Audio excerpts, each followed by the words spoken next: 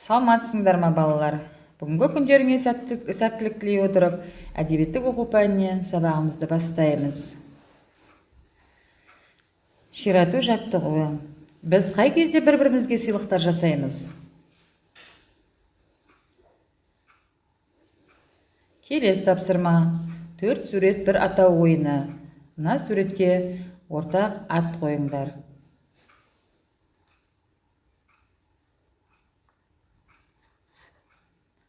Сабақтың тақырыбы халқымыздың салт дәстүрі. Оқу бағдарламасына сәйкес оқыту мақсаттары: шығарманы іштей көз жүгіртіп шолып, түртіп алып, сұрақтар қоя отырып, қажетті ақпараттар тауып, белгі қойып оқу, талдау жасап оқу, сын тұрғысынан бағалап оқу, мұғалімнің көмегімен шығарманың құрылымын, стилін жетілдіру, өз бетінше сын тұрғысынан бағалау және лексикалық, орфографиялық, пунктуациялық қателерді тауып түзету. Бесік жыры туралы видеоролик тамашалайық.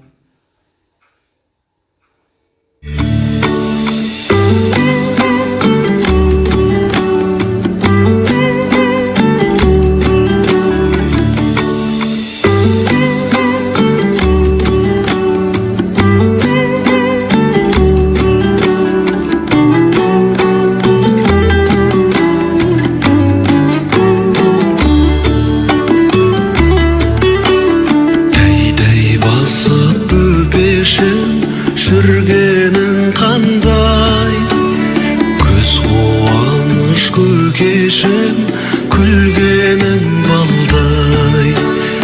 Аспандағы ай күнді аламын дейсің, асқар таудай айбынды боламын дейсің. Әлди ақ бөбем, сендей сәби жоқ көкем, анам әкем дейсің бе, тілің тәтті екен. Әлди ақ еркем, бой жетерсің сен ертең, мақтанышы еліңнің өзің бол еркем.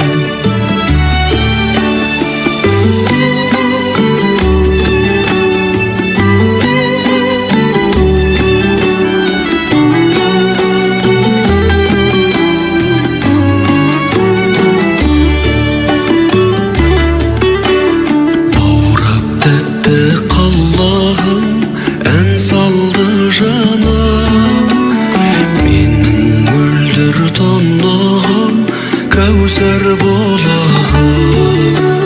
Жайнап өскен жан гүлі сенсің ау жаным, қадамыңа ақ нұры жаусын алланың.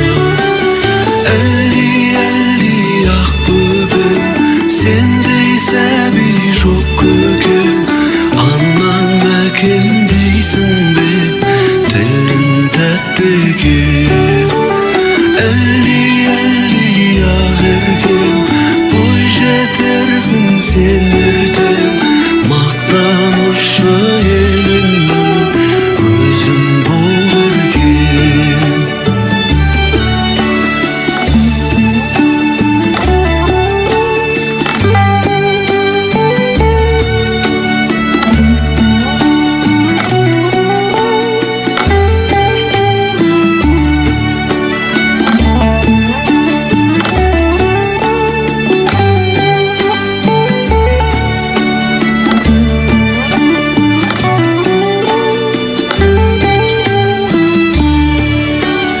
Әлди ақ бөбем, сендей сәби жоқ көкем, анам әкем дейсің бе, тілің тәтті екен. Әлди ақ еркем, бой жетерсің сен ертең, мақтанышы еліңнің өзің бол еркем.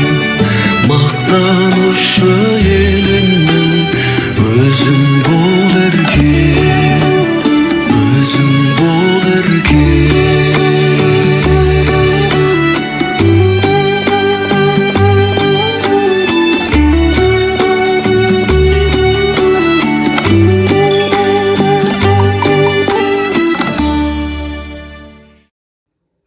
бесік нәрестені бөлуге арналған ағаш төсек. Бесікті Орталық Азия мен Кавказ, Үндістан, Қытай жерін мекендейтін халықтардың басым көпшілігі пайдаланады.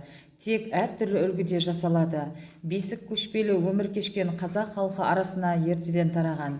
Қазақ бесікті қарағай қайыңнан, көбіне талдан иіп жасайды. Мұндай бесік жеңіл, ықшам әрі берік, көшіп қонуға ыңғайлы болады. Бесік баланың тазалығына өте қолайлы. Өйткені арнайы орнатылатын түбек пен шүмек бала дәретін жайылдырмайды. Түбектің түбіне күл салып жиі-жиі ауыстырып отырады. Шүмекті қойдың асық жілігінен жасайды. Кейде айрықша аппақ болу үшін сүтке қайнатып алады. Бесіктегі баланың аяғы кеудесі қатты байланатындықтан оның қан айналу жүйесіне керісінше әсер етеді. Сондықтан баланы бесіктен жиі босатып, қол аяғын қозғап арнайы жаттығулар жасайды. Бесікпен қоса құс төсек, жастық, жөргек, қолбау, тізебау, тізе жастық, бесік көрпе даярланады. Бесіктің жер бесік, аспалы бесік деген екі түрі кездеседі. Қазақта бесік қасиетті, киелі, құтты мүлік болып есептеледі. Суретпен жұмыс. Суреттегі салт дәстүрлер туралы айта қойыңдар.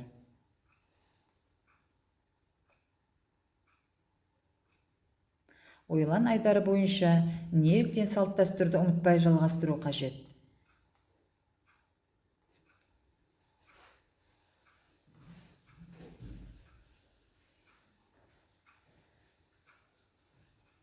Бесік туралы 5 сұрақ ойыны. Бесікке қатысты қандай салт дәстүрлер бар? Бесік жыры дегеніміз не? Бесік жырының басты қызметі қандай? Қандай әуенде айтылады? Бесік жырын кім айтады? Қандай түрлері бар?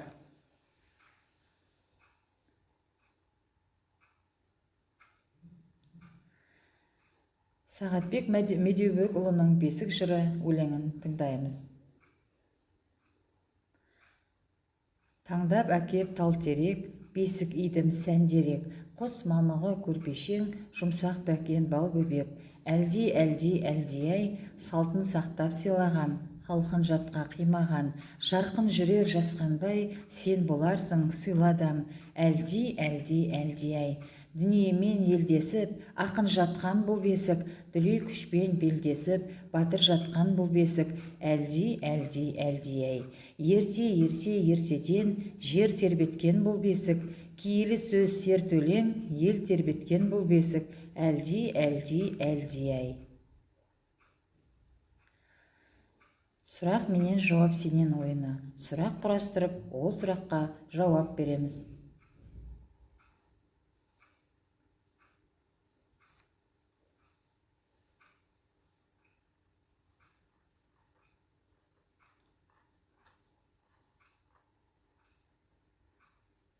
Ойлан тап ойыны. Кестеге қарап, бағандардың айырмашылығын табамыз.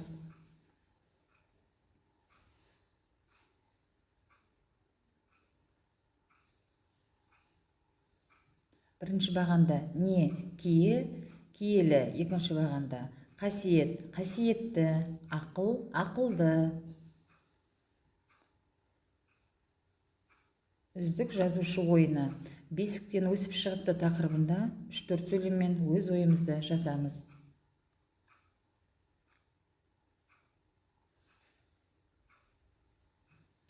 Қатені тап, дәлелде ойыны.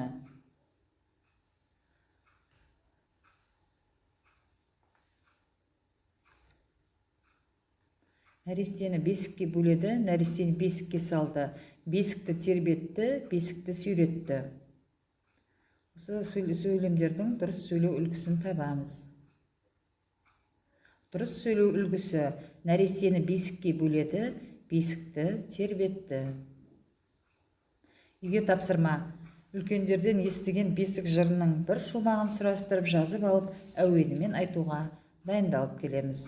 Осымен сабағымыз аяқталды балалар. Сау болыңдар.